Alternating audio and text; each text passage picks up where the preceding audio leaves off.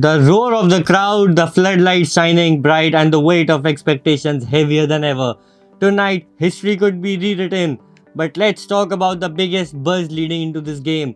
Is this the beginning of new era? Reports suggest that Shubman Gill might be leading the team in this high voltage encounter with both Rohit Sharma and Virat Kohli expected to be rested. Is it a tactical decision or is it a transition in leadership or just a way to test the waters for future? If Gill does take the captaincy, this will be a massive moment not just for him but for Indian cricket. The young opener has shown class, composure and leadership instincts, but can he handle the pressure against a world-class Kiwi side?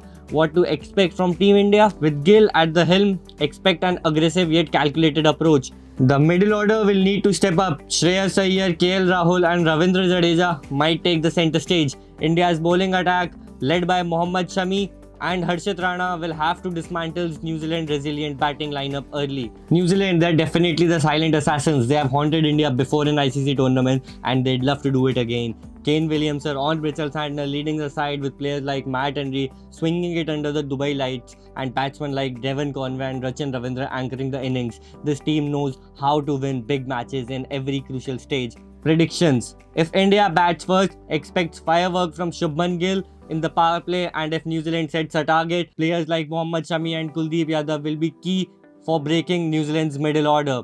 And X factor, obviously the big man Hardik Pandya. If he finds this rhythm, India will have a edge in both the departments. So will this be Shubman Gill's captaincy debut, fairy tale, or will New Zealand prove yet again why they are one of the best teams in the world?